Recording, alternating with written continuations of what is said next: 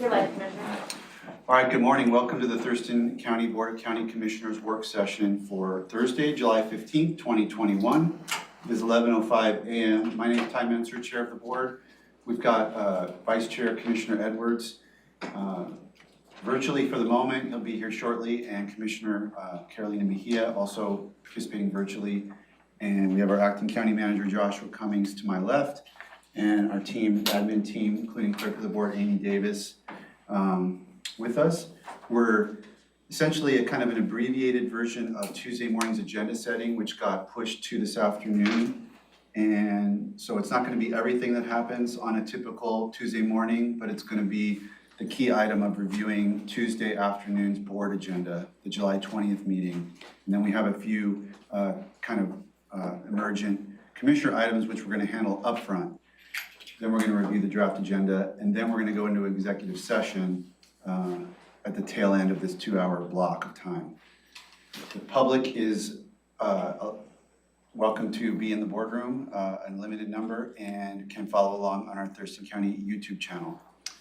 So with that, first item up under Commissioner's items is American Rescue Plan funds. Is that what we want to start with? Yeah, let's start with that. And then also, let me also add, at noon, you know, this was the time, as you said, an abbreviated Tuesday morning. Welcome, Commissioner Edwards. What we'll do is, as listed, the commissioner items, and then I will need to step out at noon for a meeting with the Thurston Chamber for 30 minutes. And our Director of Emergency Services, Kurt Harden, will step back into this role for that time, likely to review the agenda, and then I'll come back before the executive session.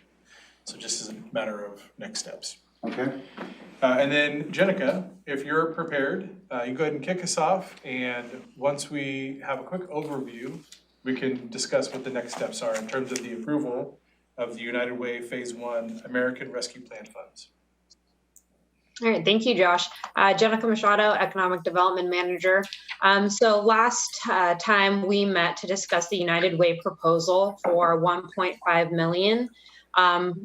As requested, it was broken out by organization and program in the grant amounts. And so we see it starting at $45,000, the shelter and other basic needs, and goes down the categories to youth support. And one of the questions that I was asked to get additional information on was the service numbers for YMCA and the Boys and Girls Club. And through discussing with Chris Wells, the United Way CEO, some numbers that we were provided were that the YMCA was serving 1,000 children pre-pandemic. At the peak of the pandemic, that number fell to 200 due to strict capacity limits. The number is presently climbing, and now they are serving around 400 kids, with plans to continue increasing service as public health guidance evolves.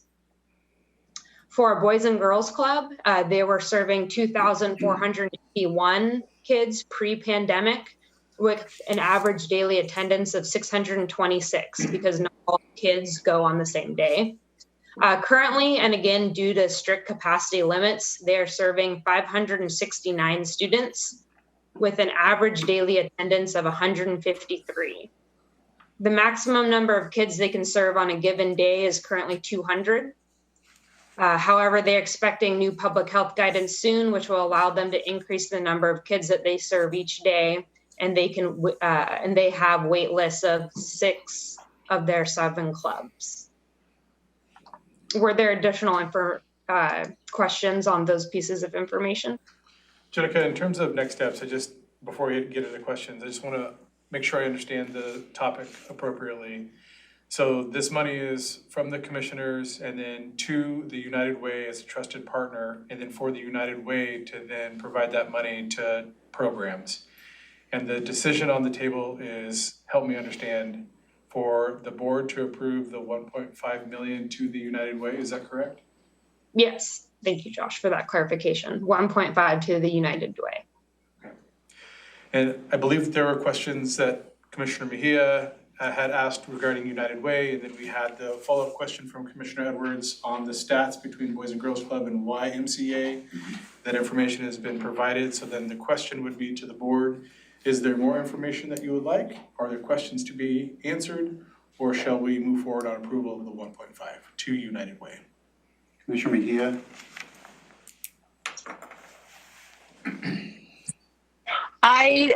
No, I don't have any further questions. I'm okay with moving forward.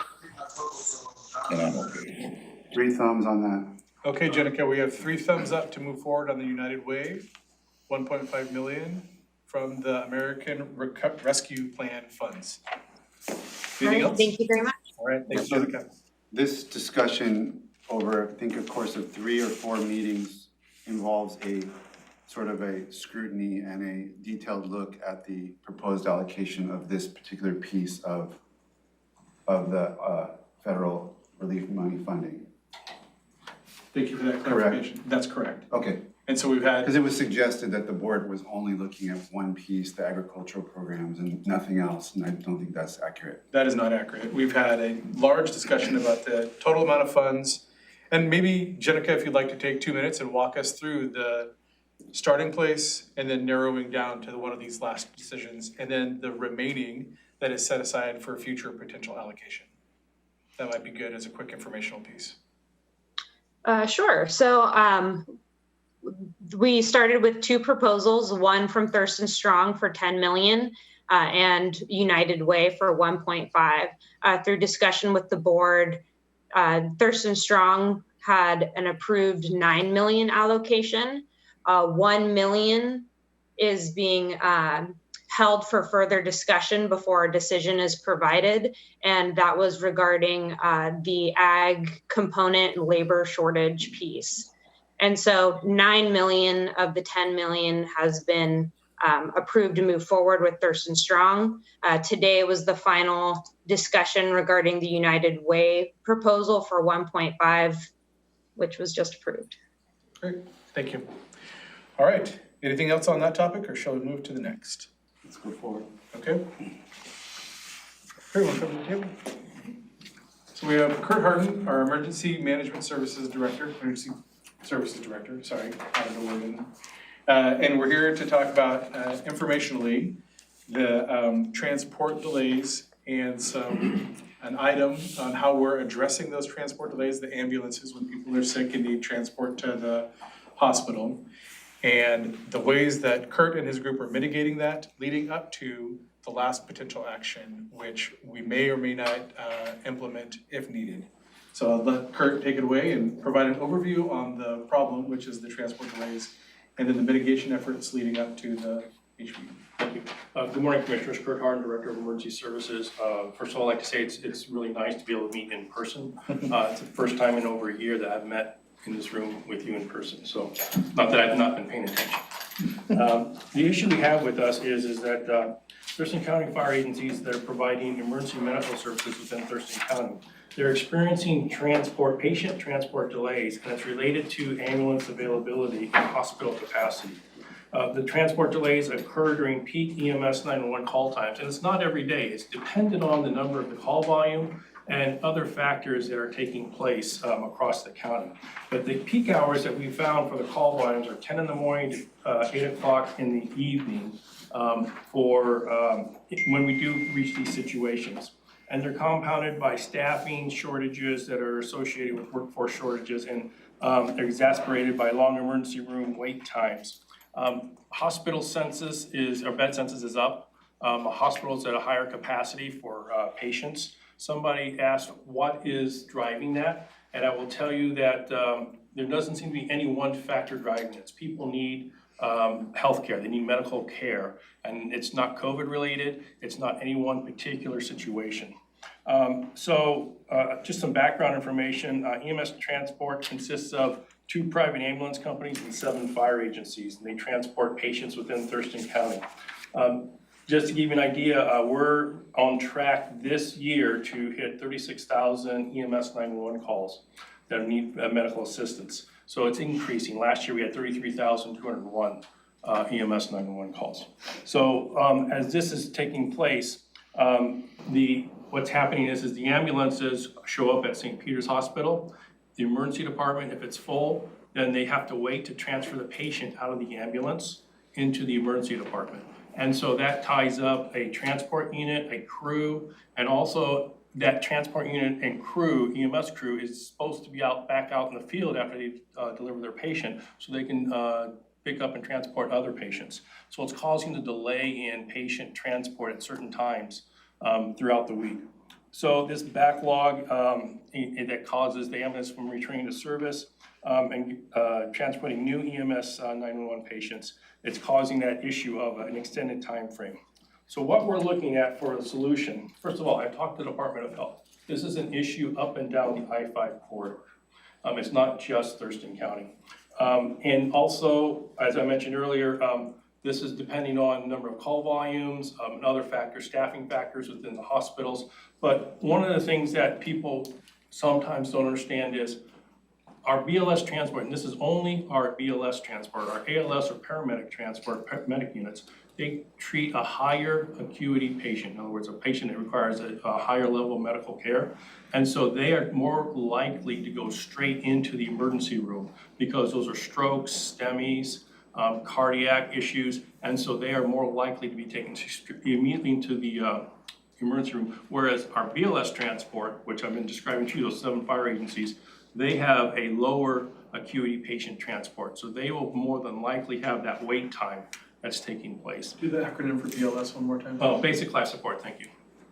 I apologize for the acronyms, we're in acronym laden. Advanced life support. Advanced ALS is advanced life, correct. So EMTs, BLS for the public, ALS is paramedics, and that's the best way I can split it out for the public. So, and then so what we're looking at is. Hold on, Kurt, I think Commissioner Edwards. I just, and maybe you're gonna get to it, that's why I don't know if I'll interrupt you right now or not, but there is a private group that's doing emergency response to the home, doing the treatment, and Yes. it alleviates the need for transport. So how is that fitting in, or are you gonna get there? Is that something? I'll get there, but I'll talk to that right now since you have the question. It's, there's an organization company that provides that service out to patients. However, they do not transport, but they can provide medical care on site. And it's almost the equivalent, I would say, of going to urgent care, your primary physician, depending on what the symptoms are.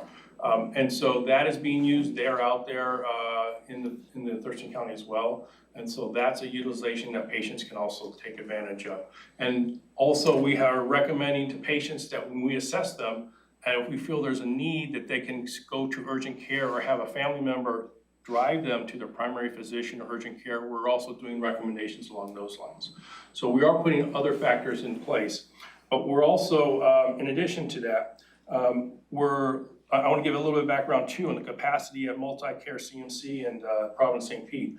Multi-Care CMC has 8 emergency department beds, and they've increased that capacity by 4, so a 50% increase in capacity, but it's only 4 beds, but they're up to 12 beds now. So they have a smaller emergency department than St. Pete's. St. Pete's emergency department is 46 beds, and they also have 32 hallway beds and 18 overflow border beds. So St. Pete's is put into place, and I'll go that again, 46 emergency department beds, 32 hallway beds in the emergency department, and then an additional 18 overflow border beds.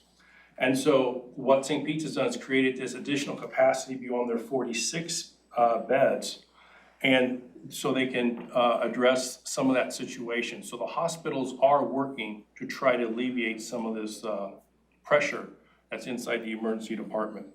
I will also tell you that St. Pete's is taking some process changes in how they move patients out of the emergency department into their towers if they need to be admitted. And so they've done some work there to get more patients out of the emergency department faster and up to their floors while they're waiting to be admitted.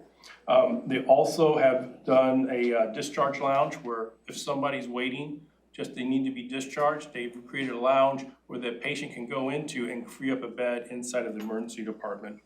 And then starting this week, St. Pete's has begun a hospital at home program where people, otherwise patients in the hospital, now are sent home, but they're under the care of a physician and it's virtual and or in person, that they can come back and they have computer, the technology side of it, I'm not sure, but they can monitor vitals, they can monitor patient care, and from the home of the patient. And that just started this week, so we're waiting to see if that has some relief as well.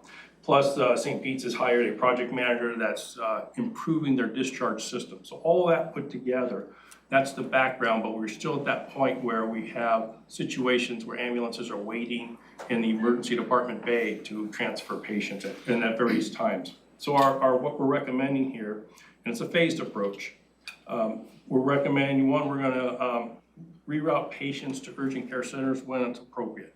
That's not every patient, that's not even the majority of patients, but if we can reroute one or two that qualify to be rerouted to an urgent care or their primary care physician, that will help relieve some of the situation. Then we're going to place an EMS team at St. Pete's, and St. Pete's has taken a space and dedicated it that we can put our patients, up to 4, in one location, and we can have an EMS team, 2 EMTs, providing patient care that frees up those transport vehicles to go back out into the field, so that they can then go out and respond to other calls. So that EMS team will continue that patient care. There will be no drop off in patient and medical care until the emergency department is able to take those patients into the emergency department and get a bed for them. And that'll be taken care of with an ambulance parked there within? They'll be inside, there's a space inside of St. Pete's.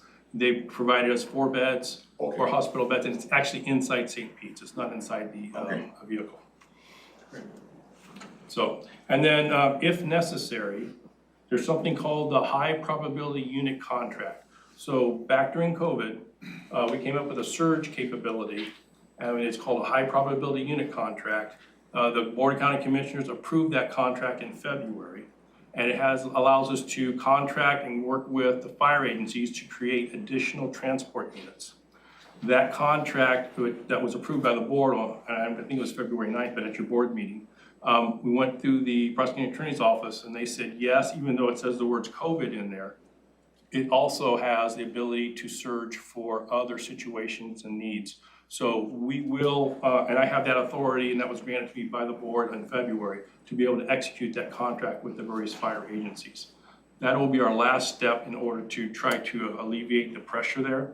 However, we will start off at a gradual approach, bringing in 1 unit at a time until we get to the point where we can have adequate staffing within the EMS system. Now, the other piece on this is the HPU contract is a short-term solution. The 2 private ambulance companies have additional staff they've been able to bring on board, but it takes approximately 4 weeks to put them through the process to be able to be out on their own, staffing a response unit. So, but we anticipate this to get a little better in 3 to 4 weeks as the private ambulance companies are able to bring additional resources online. So are they not, if you executed the contract today, they wouldn't be able to send ambulances out for 4 weeks? No, the private ambulance companies are looking at to be able to have additional ambulances or response units on scene in 4 weeks. The fire agencies is who we're working with, and we're able to, now, you have to keep in mind, the fire agencies also have to keep personnel back for fire response. We're in an extremely dry environment right now. I will, just as an example, last night, about 6 o'clock, if you were driving north on Interstate 5 from probably just south of Tumwater all the way to Mason County, there was fire response crews because a vehicle going by, and it's under investigation right now, but was causing brush fires along the side of the interstate.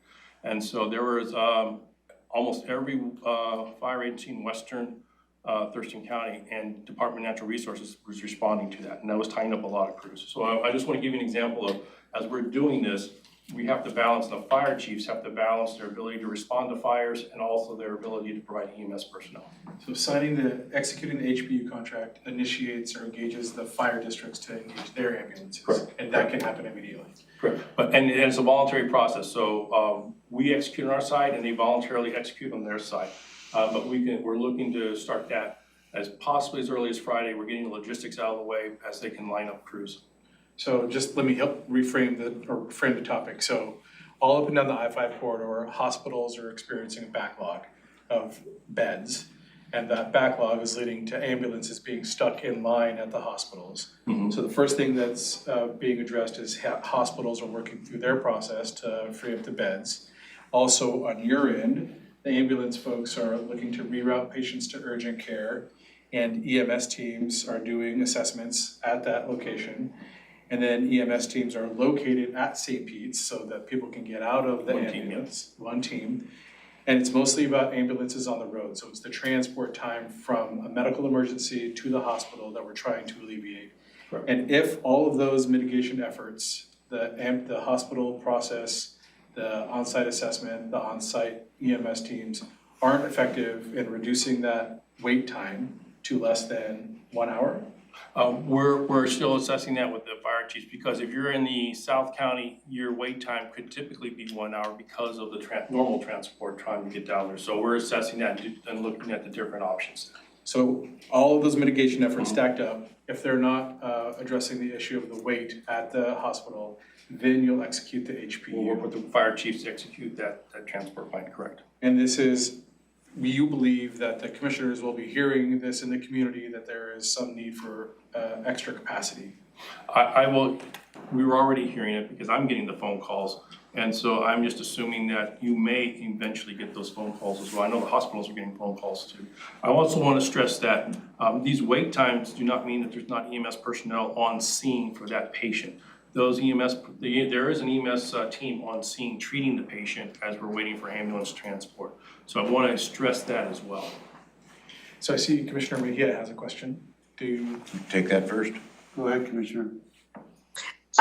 Thank you. So my questions are, Kurt, has this ever happened before, or is this something new? And why do you think this is something new? Is it because of COVID or staffing? What is going on? Okay, great question. I will tell you that first of all, we have not activated or had to do a surge capacity with the exception of the MTAC train derailment back in 2017. We have not had to do a surge capacity like this previously.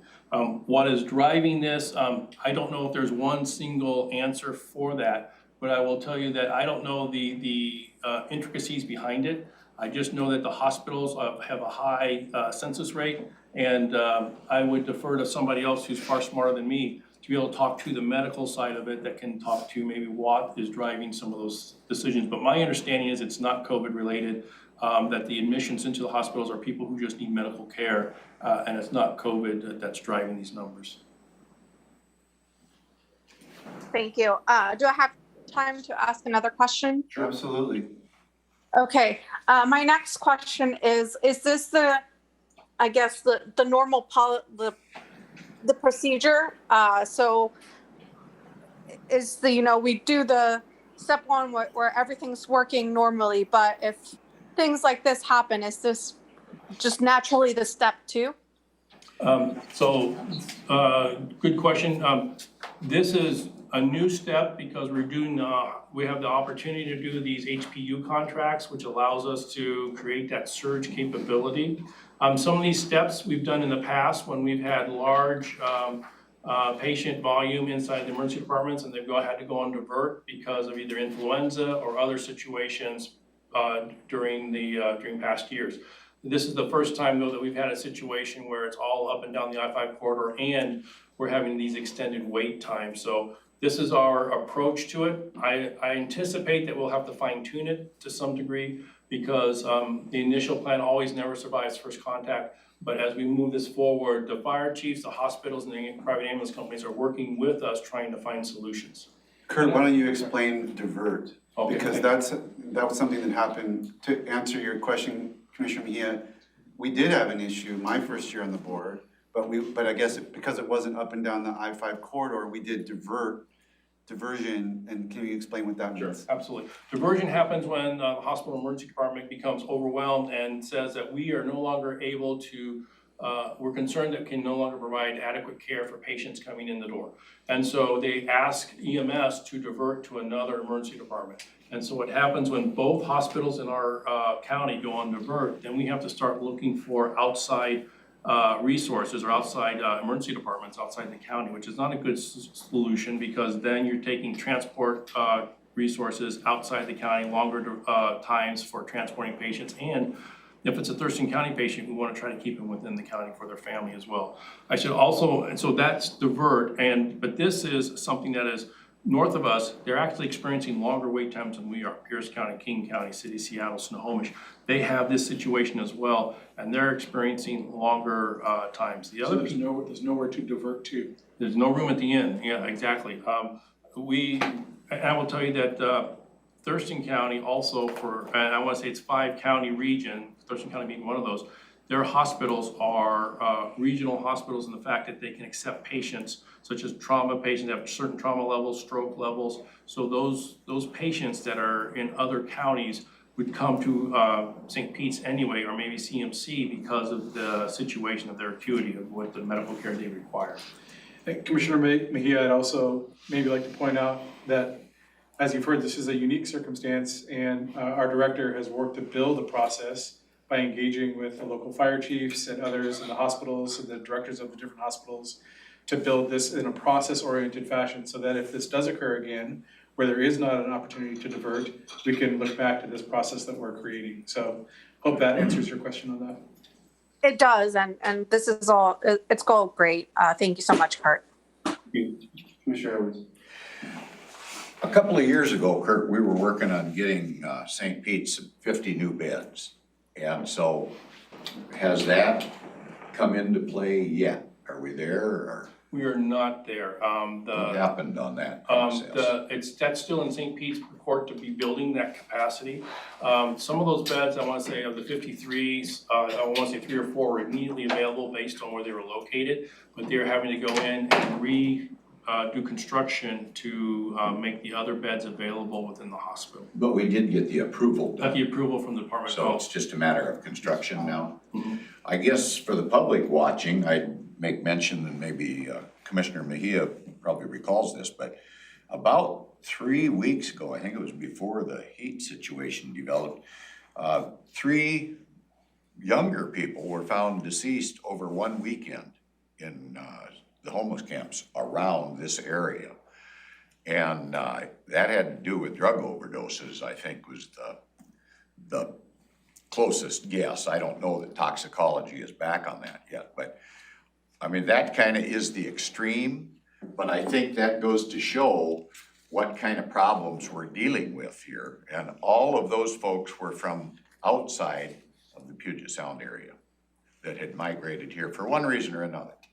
So I just mentioned that. We do have quite a bit of homeless activity, and a lot of those folks are in need of help and are showing up at the emergency rooms as a catch-all, if you will. And I think that is really backing us up. So when it comes to the homeless issue, that's just a spin-off problem, I think, that we're dealing with right now. So kind of part and parcel, everything fits together.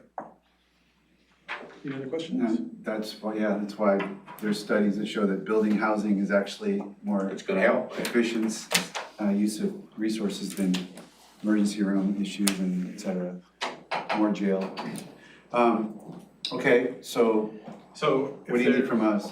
So you'll keep us posted? Keep you posted. And I will inform the county manager or the acting county manager, depending if it happens before Romero returns. But if we have to activate the HPU contracts, I will inform him right away so that you get the word as well.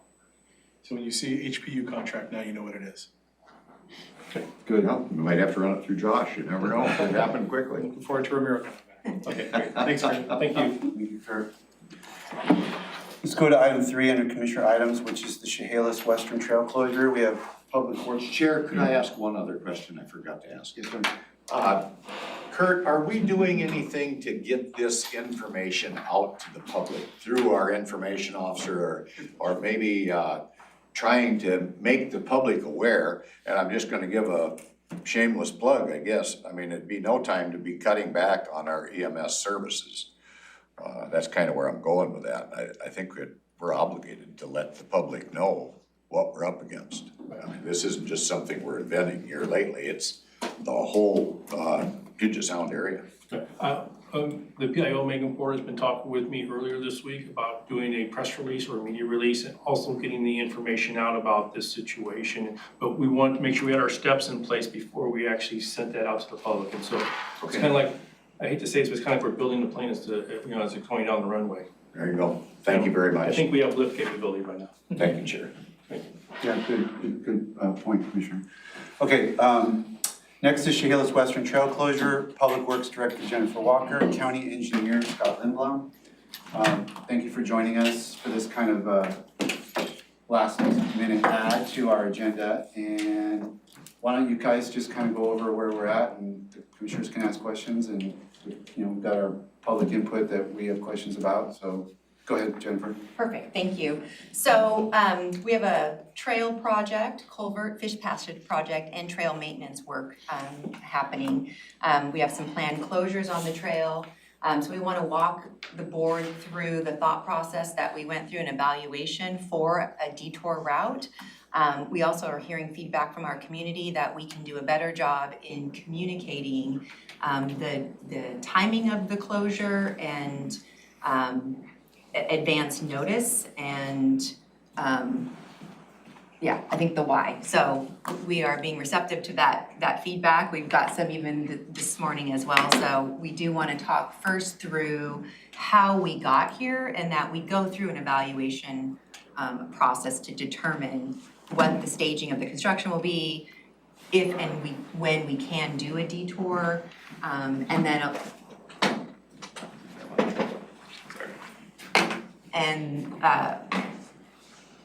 if and when we can do a detour, and I lost my train of thought on that one, so I may get back to that. Sorry in a about moment. that. Nope. Sorry, No, technical difficulties, I couldn't I'll quite own see all it. that, so.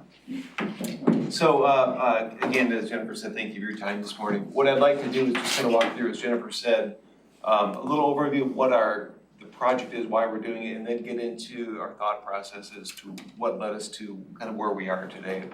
So, taking that bigger step back, this is one of the fish passage projects we're working to restore fish passage to an area that fish have been inaccessible to for probably over 100 years or so.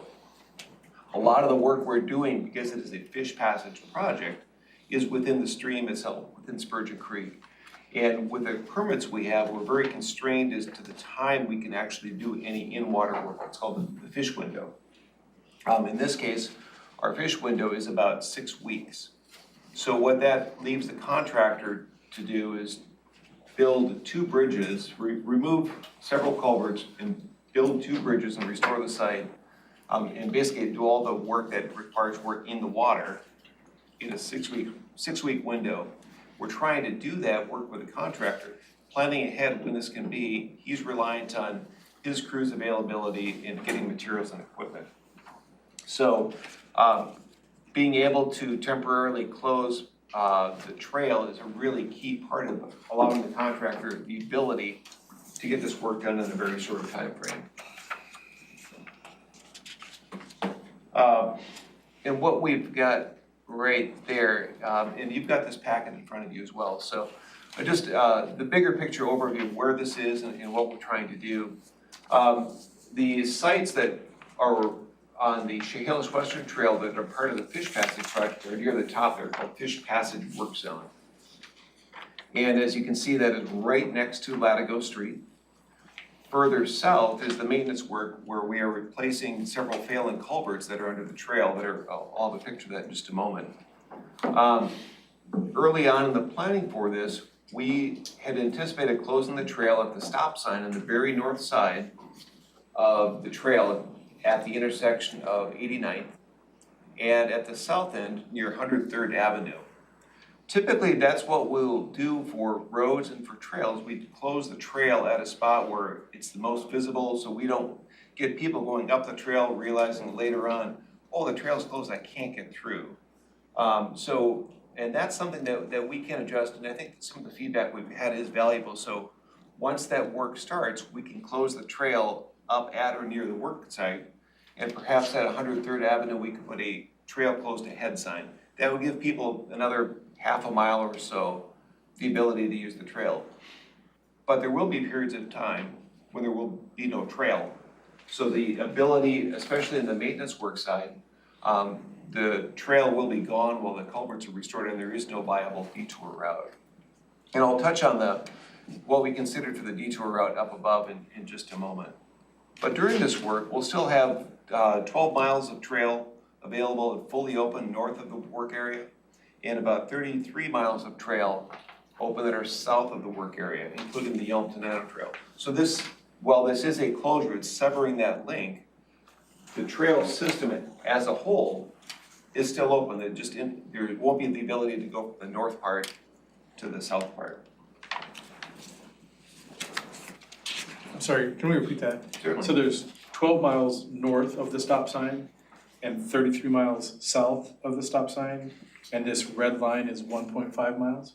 Correct. Okay. So I want to just touch on the first part of it. It's called the trail bridge. So the next slide, please. Oh, there we go. Thank you. Oh, Which one you want, this one? yeah, right there, thank you. So this is the first part of the work that the contractor will be doing. They'll be focusing on removing the culverts that you can see that are under the trail and replacing that with a 90-foot long bridge. This is part of the work that will be done within that fish window. The work will include, as soon as the contractor's on site, they'll be hauling trees, doing a lot of excavation. You know, it'll be, I think 150-ton crane, excavators, dump trucks, all these things. And something I realized this morning is that it may not be apparent. Typically when we do a road project, the work itself is confined within the road. In this case, because we have Latigo Street right next door, that is going to be the area that construction equipment will be accessing to use the trail. So while the trail work right here is going to be removing the culverts, replacing the trail, most of the construction, actually all of the construction staging and all the heavy equipment will be parked on and using Latigo Street.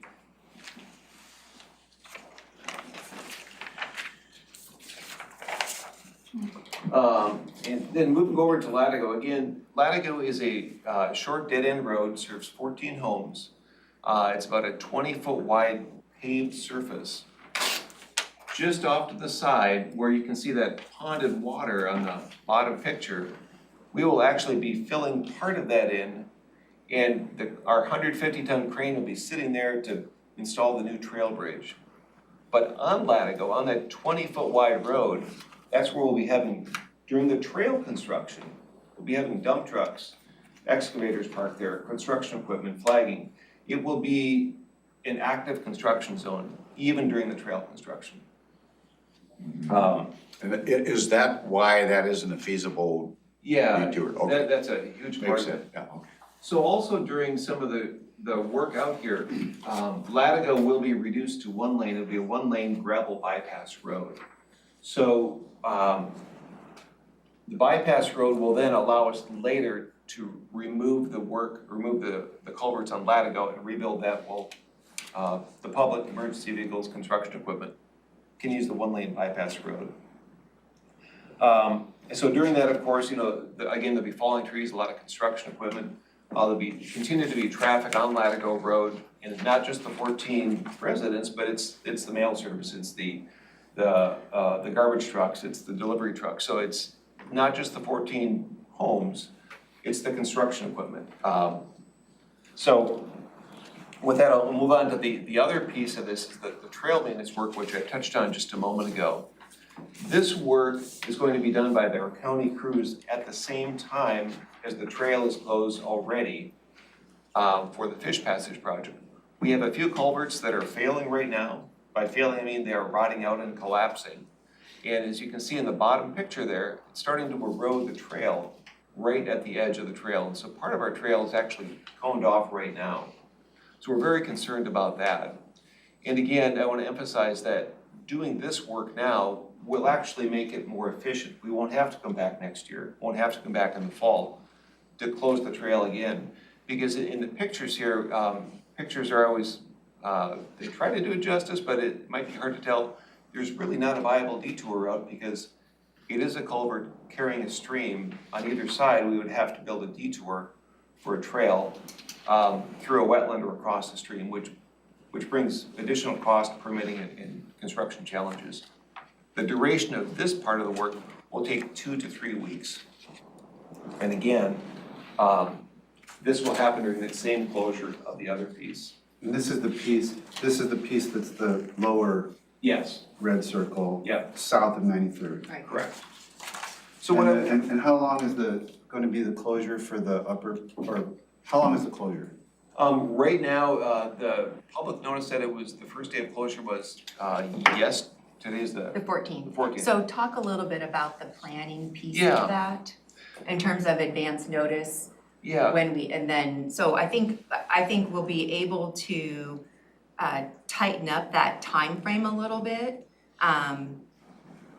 But when we sent the first notice out, that was in advance in planning of, this is what we anticipated. So you wanna talk a little bit about that? yeah, so it's always it is a planning effort to do it, and plans don't always go exactly as anticipated. But what our intent of putting that early closure on July 14th as the first date, we did that in advance of opening the bids. We did that in advance of scheduling a pre-construction meeting. Did that in advance of having the pre-construction meeting, which was held Tuesday this week.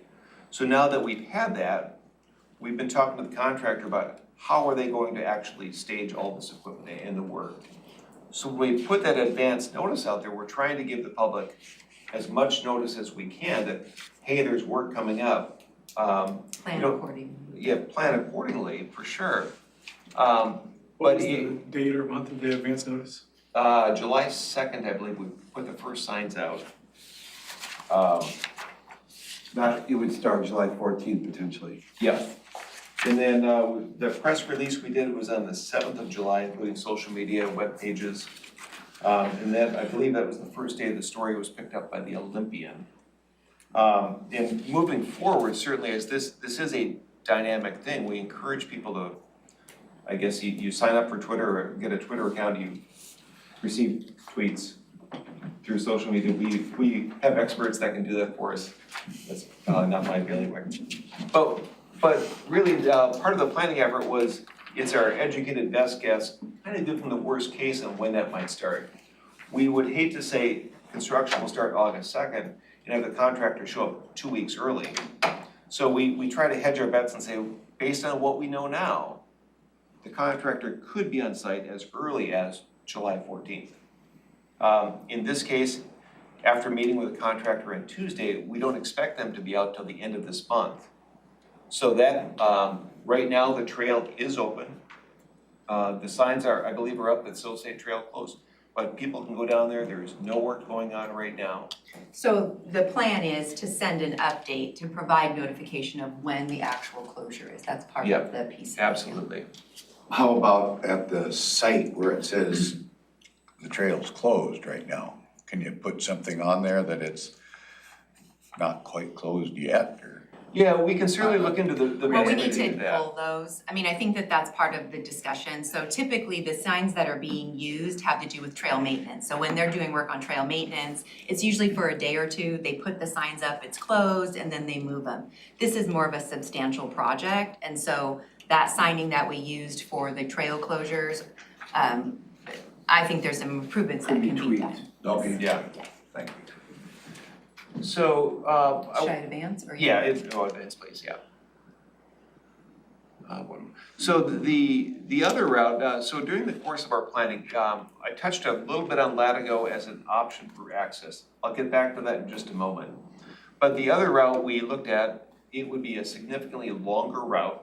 It would be about a 4.5 mile detour to stay on existing county roads. It would use the route that's laid up there, which 103rd to Stedman to Rainier to Fir Tree to 89. I'll kind of walk you through what those roads look like if you're not familiar with them, and kind of touch on why that led us to have some concerns about that. Certainly when people are using the Chehalis Western Trail or any of our developed trails, it includes users of all ages and abilities and types of transportation. We have 3-year-olds that use tricycles out there, we have people that use skateboards, we have people that use wheelchairs, powered wheelchairs, the racing bicycles, the recreation, I mean, it's the gamut of people. They are used to and accustomed to a trail in the condition a trail typically is, fairly well maintained. No opposing traffic, no big trucks, no semis, no, kids or adults speeding along the roads. So they're used to that, and then putting them in an environment that they may not be accustomed to, and that the regular users of those roads may not be accustomed to having a 4-year-old ramped up on sugar and a tricycle along the fog line. I mean, that raised a lot of concerns for us. So what I'd like you to do now is just imagine. The question. Oh, yeah, I'm sorry. Well, I'm sure you're gonna get there, but, can you have something like cycling detour? So that you're telling the public, we're giving you a detour that's appropriate for Yeah. bikes. It's not, that's a signal to the We would question whether it was strollers and appropriate for stuff. we would question whether it was appropriate for Lack of cyclists. shoulders They can and all certainly that do kind of that. thing. That's what the pictures are gonna show us. Yeah, and so imagine coming from the south and you get to 103rd Avenue on the south. If you go to the next slide, I'm please. working on it. Oh, there. So you're going south to north on this. South to north, yeah. So this is what the bicyclist or the trail users would encounter. 103rd Avenue it's a very low volume road, it's got that going for it, a low speed, but it's only a 20-foot paved width with really no shoulders whatsoever. But, it's a low volume road, low speed, fairly decent pavement condition. But again, when traffic comes, they won't be used to it, the vehicles won't be used to it, nor will the users really be prepared. Moving on to Stedman Road, speed picks up a little bit, traffic gets up to about over 1,000 vehicles a day. Pavement width is a little bit wider, but again, there's some good corners on there, and again, no shoulder. Moving on to Rainier Road, certainly the pavement is quite a bit wider, there's definitely wider shoulders, but the traffic speed is 50 miles an hour, and I suspect there are some vehicles that exceed that. But the traffic volume too is over 7,000 vehicles a day and used quite a bit by heavy trucks as well. And you can see one in the background there, but again, sending people, considering, what we're responsible for is to consider trail users of all abilities. We are not preventing anybody from using this route, but it would be doing them, the trail users, a disservice to suggest this is a viable alternate route that's equivalent to the trail. Could I just jump in a little Of course. bit for our county manager at this point, I'm sure, so I blame Josh, would be saying, he always tries to protect the county from liability exposure. And if we were to endorse a particular detour without having all these safety measures covered completely, we're gonna be exposing the county to a Yeah. lot of liability and thus the taxpayers that have to pay that bill. Yeah, exactly. I probably would have heard liability exposure 3-4 times by now, And Thank you, Commissioner. I'm just saying, I want him to know if he's Yeah. listening that I've been paying attention all these years. Liability exposure. there you go. And so then moving into Fir Tree, real briefly, again, we're going back from Rainier Road, so it's a little bit narrower road, over 3,000 vehicles a day, a little lower speed, 35, but again, the shoulders are probably 0 to 2 feet wide. Finally on to 89th Avenue, 22-foot wide pavement width, 2,000 vehicles a day, and the speed is about 40 miles an hour. This is right at the crossing of the Chehalis Western Trail. So you can see the shoulders are not very wide. So, last slide, please.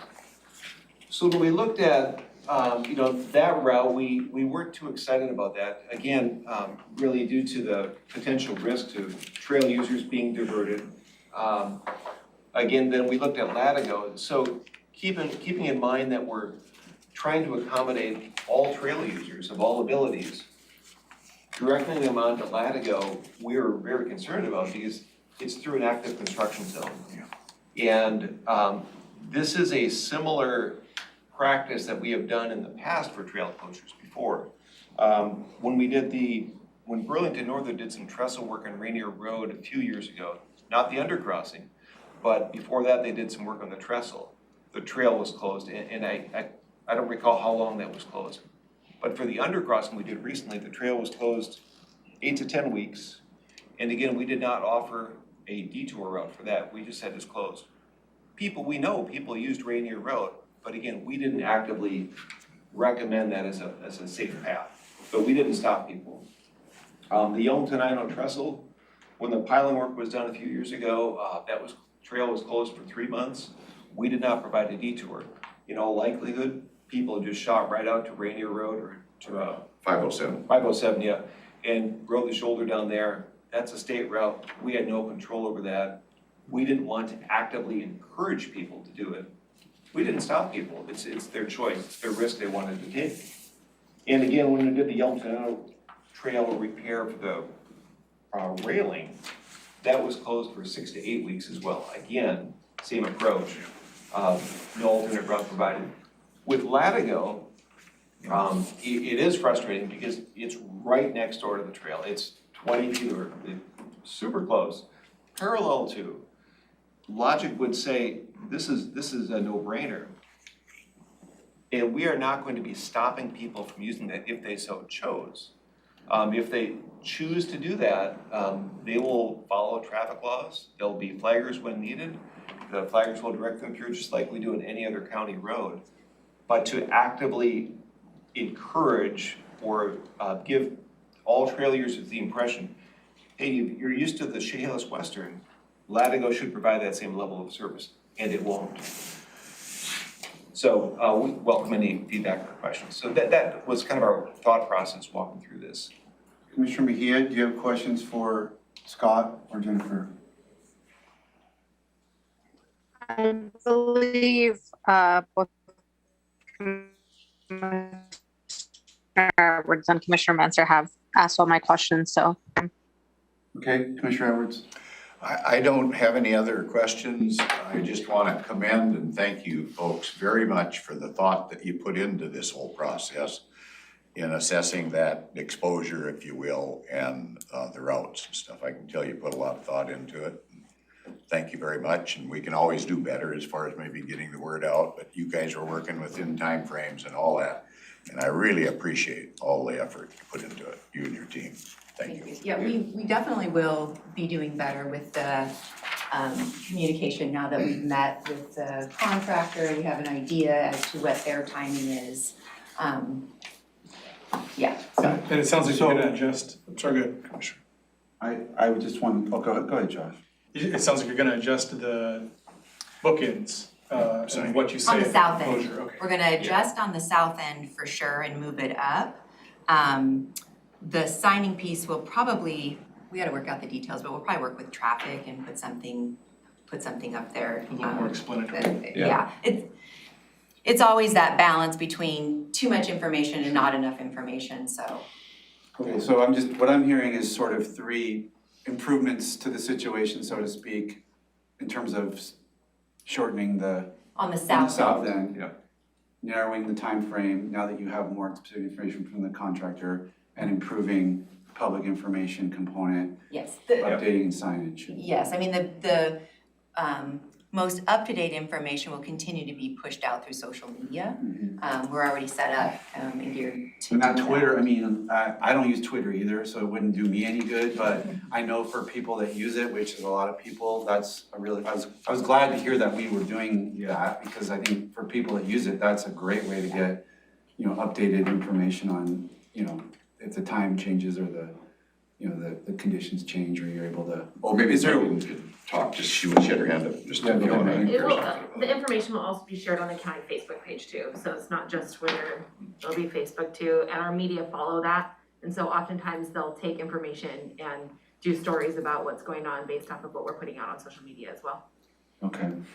I mean, I understand the detour component, I guess. It's unfortunate we can't, use Latigo in that way. Is there a way so on this bottom piece of the work, since it sounds like these are really 2 projects that we're timing together sort of to minimize the. So we wouldn't have a So closure. we wouldn't have 2 separate closures. Yeah. So will I think Commissioner. will the second bottom, will the south bit of maintenance work be, will there be an opportunity to open up that portion of the trail closer to 93rd because that's done and they're still working on the bridge? It's gonna be in between, yes, so it's not starting, it's starting later. So that piece of it won't be closed yet, that's part of the update that we need to do. we have a delay in materials. So I Plus, think but even- materials aren't set to come until the 16th, but we've got some prep work to do before that. But that piece of it needs to get shored up on the timing. So if that's open, depending, I mean, we don't want it, we're not trying to encourage cyclists to use Latigo, but it's an option. Right, so I think it's not the use of Latigo, we're just not endorsing the use of Latigo. Well, I just trying to figure, I mean, I didn't realize there were these two components, and it's not gonna, there's not gonna be a need to have, that's because you said the trail maintenance at the south part is a shorter project than replacing the bridge, which is a huge project. Right. And would you say 2 to 3 weeks or something, you said it would be? For the trail maintenance work on the bottom. Yes. Yeah, so that. And that will be there will be no getting around that.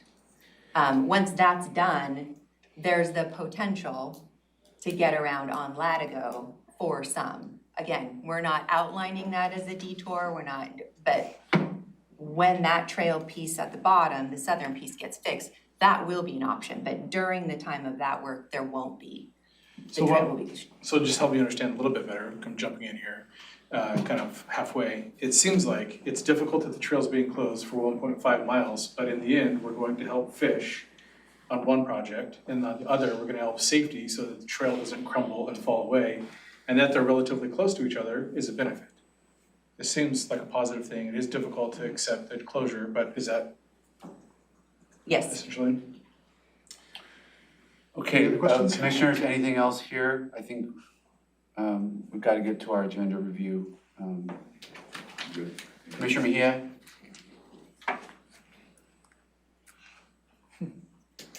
That's a yes. Sorry, I couldn't unmute myself.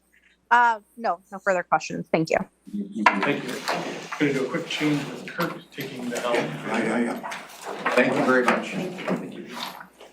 I'm not the virus, but there's Josh. Doing my best. Formerly known as Ramiro, formerly known as Robin, formerly known as Josh. Yes.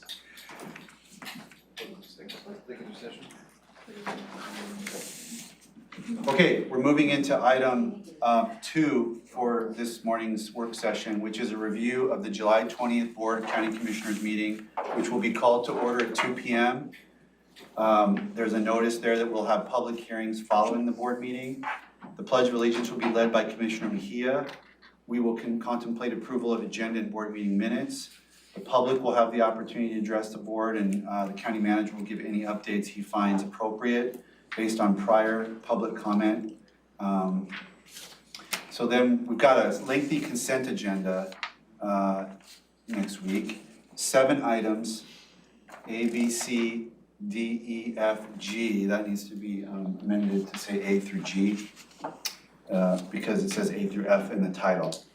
Item 3A is Budget Stabilization Fund 0011. County Manager, Assistant County Manager Robin Campbell will be giving us that. Right, so the background on that is the board has the option to appropriate a transfer of funds from the general fund to the budget stabilization fund in excess of the amount needed for expenditures plus cash flow. Since the board intends that the fund will not be considered available for appropriation for the day-to-day expenses or cash flow needs of the general fund, and therefore a separate appropriation for use will be needed. I have a question on this. Go ahead. As we move forward on the consent items, that's one of the issues that I had brought up, that I was concerned that it wasn't separate, because as it is today, I cannot support that. And there is at least one other issue under consent items that I want to take a vote against as well. So you're not in support of item 3A? Yes, I'm not. And could we? Because we shouldn't be creating the fund, or because it shouldn't be in a separately county fund? My heartburn is with process. So I don't know where we're at on the whole process. There's been, I'm told they're calling it litigation, but there's been a citizen appeal that's claiming some issues there. And so. Okay, so it looks like we need to take 3A off of consent and add it to the department head. Is that your request? Yes, sir. Okay, no Yes. problem. Yeah. That's, you're absolutely right, so, make a note of that. Commissioner Mejia, anything on 3A, which will become 4 or 5 or 6 at some point? I think she had dropped out of the room and tried to rejoin. Okay, I think the mouse Okay, got it. just in the blue you should need to be up on top. up at the top where it says admit, Right there? yeah, barely, Thank you. That's an eye chart, isn't it? yeah. That's what I'm saying, there's like, if there's more than that, I can't even read the names.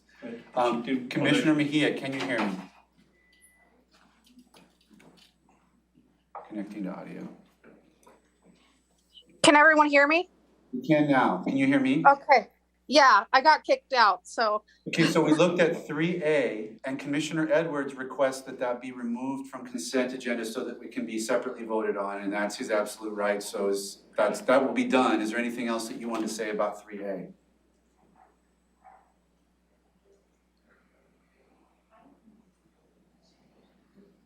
You're muted. no, Okay, I do not. I'm in support of it. okay, then we go to 3B. COVID Local Fiscal Recovery Fund 1940. So the counties receive local fiscal recovery funds allocated under the Federal American Rescue Plan Act, which are restricted to specific uses related to the COVID-19 pandemic response. The COVID Local Fiscal Recovery Fund will allow the county to track the deposit and spending related to this act. Right, this was just to have the money in a separate place, so it's more easily trackable. That was a recommendation of our financial team. Any questions on this? No, sir. Commissioner Mejia? No, sir. Okay, good. 3C, treasurer item, sale of tax title property via private negotiation to Matthias Kitts. So the RCW defines the authority to sell tax title property. Tax title properties reverted to the county in trust because of no bidders at a tax foreclosure auction. As defined by these RCWs, the county may sell the property via a private negotiation because the lot is impractical to build on. Research of this property has determined per the assessor's physical inspection that 95% is located in a wetland swamp area and geodata maps are not correct. Due to the wetland and swamp area, it is not practical to build on this property. This property's been in a tax title and exempt status since January 2015. The sale of the property will remove the exempt status, making it taxable again, and therefore benefiting the tax code area it is located in. See attached notarized application, purchase map, original title document, etc., as the supporting documentations. And we don't have that. No, that's a part of, no. Okay, got it. That's yet to come? Or do No, we? it's a part of the AIS, part of the agenda item summary, but we can get that information to you. Did we discuss this one? I mean, there were several that we did in. Yeah, I always had the same question. I don't think this is one that I thought we finally circled back and cleared the ones Yeah, that we've that's seen. what I I think this thought. is a new one. Is this My brand new? understanding is this is new. I didn't know if anybody from the treasurer's office was on the call as well to be able to talk to. We will have an agenda, just to remind the board, this is our first review. We will be reviewing this agenda again Tuesday morning. So there may be a chance to ask questions of treasurer. Okay. So let's just leave it there for now. Okay, And we'll understand that we really haven't seen the specifics on that one. thank you. Okay. Okay, 3D, public health, resolution establishing position. Okay, this is a resolution for requesting to establish, and before I go on, I see Shelley Slaughter, Director Slaughter is on the call. I don't know if she wants to talk to this one or not. Here she comes. There she goes. I will turn it over to Director Slaughter for presenting this piece. Good afternoon, Commissioners, and thank you, Director Hardin. Yes, this is a request for a temporary end-dated position through December 31st, 2022 for a water quality operations, septic on-site operations and maintenance program.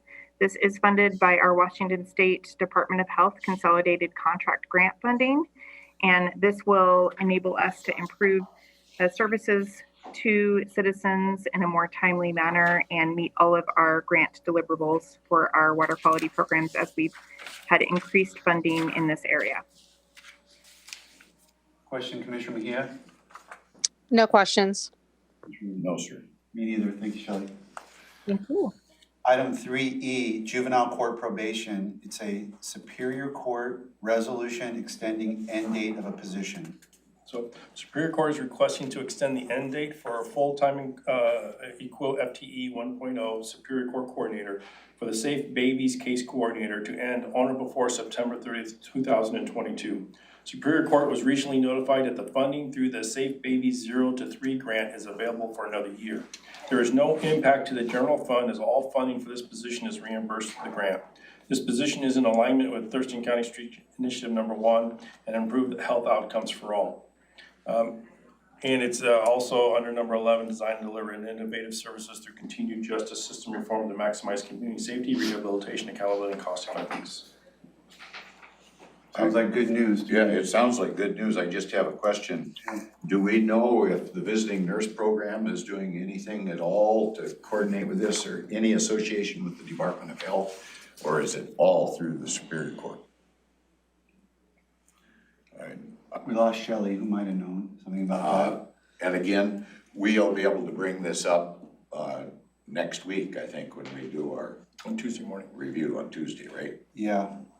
That's just a question that I. Yeah, I mean, questions out there and hopefully we can maybe. I'm very much in favor of it, obviously, so that's, Okay. it's not an issue, I was just wondering. Okay. Commissioner Mejia, anything? No, sir. Okay. 3F is appointment to Agriculture Advisory Committee. I'm guessing this is one you want removed from consent. Yes, sir. Okay, so 3F needs to be on the regular agenda. Okay. So we can take a separate vote. Department item. And then we have auditors vouchers, which we'll take up any questions between now and Tuesday. All right, so it looks like the consent agenda, which will now be down to 5 items, A through E. All right, then let's go to item 4, emergency services. Got the man of the hour here for that. Fiscal year 2019 pre-disaster mitigation competitive grant program. Kurt Harden. So Thurston County applied for a pre-disaster mitigation grant in 2019 to update the Thurston Regional Hazard Mitigation Plan. This update will be the 4th edition of the Hazard Mitigation Plan for the Thurston region. It's a multi-jurisdictional process to develop a mitigation strategy to reduce the risk of the most destructive hazards that threaten the region. This is a FEMA-required plan that is updated every 5 years in order to be eligible for grants and or aid FEMA's hazard mitigation assistance and public assistance programs. Earthquakes, landslides, severe storms, floods, wildland fires, volcanic events, and other less common hazards can cause lengthy disruptions and are costly to communities, the state, and the federal government. Hazard mitigation breaks the disaster cycle by identifying and implementing sustained actions that eliminate long-term risk to life and property. The total cost is $222,149.30. The grant funds, federal grant funds 75% of the total cost, which is $166,611.08. And Thurston County has a required match of 25%, which is $55,538.22. The Thurston County match includes work that was done by the Thurston Regional Planning Council in preparing the original grant application. The remaining portion of the match is an in-kind using Thurston County Emergency Management staff time, as well as time from others working on the plan from other county departments and regional partners. The task for staff time will be the plan development and coordination, public engagement, and grant administration. No additional county general funds are needed for the match. No questions, sir. Commissioner Mejia? No, sir. Let me go there. Thank you. 2 more items under public health. One is 5A, Department of Social and Health Services Developmental Disabilities Administration County Program Agreement. Mark Moffitt just piped up. Are you leading this item, Mark? I am, sir. Go ahead. It says Annalise Cole here on my agenda. Yes, I'm sorry. She had to step away for a different meeting. But I'm here to present for the DDA and DSHS contracts. So this is a Public Health and Social Services Developmental Disabilities annual contract with Department of Social and Health Services and Developmental Disabilities Administration. This year's contract has been issued in the amount of $5,525,398. This funding is primarily dedicated to support adults with developmental disabilities to obtain and maintain employment, engage in community inclusion activities, and to support high school transition students in connecting with community resources. It also provides the means to staff at least 3 employees to provide admin, budgeting, planning, monitoring, and evaluation support. We are requesting board approval for the Thurston and Mason County Developmental Disabilities Department contract with DDA for fiscal year 2021, and also request authorization for our division director to sign this agreement, as well as any contract amendments that do not change the duration or amount funding by more than 10%. Commissioner Mejia, any questions for Mark? No, sir. No, sir. No? Okay, good to go. Item 5B, professional service agreements for supported employment, high school transition, job foundation, and community inclusion services. Mark? Yes, sir.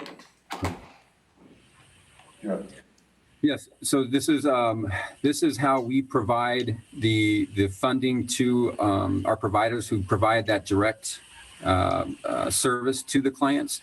And we contract with 5 providers in the county, or in Mason and Thurston: Morningside, Vada, Center Forest, Career Quest, and Exceptional Foresters. We are requesting board approval for the Thurston Mason County Developmental Disabilities Department contract with those 5 providers for fiscal year 2021, and also request authorization for division director to sign the agreement, as well as any contract amendments that do not change duration or the amount by 10%. Commissioner Mejia? No questions. And Mark, this is that earlier money that you referred to in the prior. That's correct, issue, Commissioner.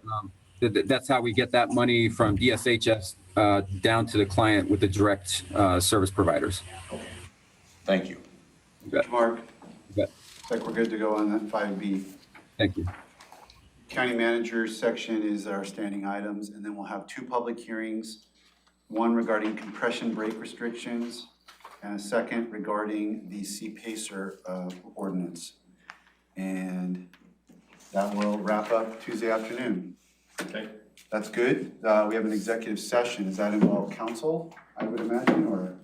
An executive session, my understanding is the executive session is gonna be with counsel, legal counsel, and I will go ahead and round up Josh and the legal counsel if you wanna take a quick break.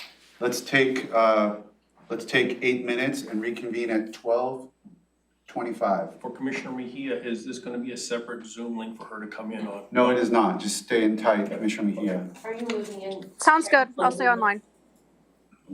You want us to do that now? Or Yeah, well, I'd yeah. probably so then come we- back and then move into executive Maybe if session. you want to do that, okay. Just let me round up counsel and. We don't have, I think it's Scott Cushing that's still there. Okay. They're joining and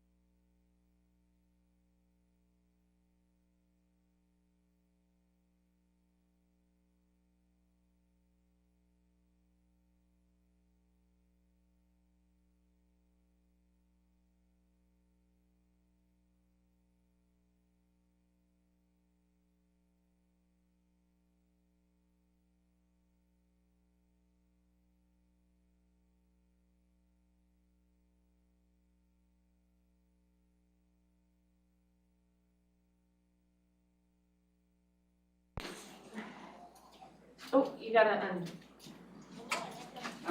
Maybe I should have said that. Thanks, Megan. I would have tried to help, but I wasn't sure what you were after. Just throw it at the screen. Yeah.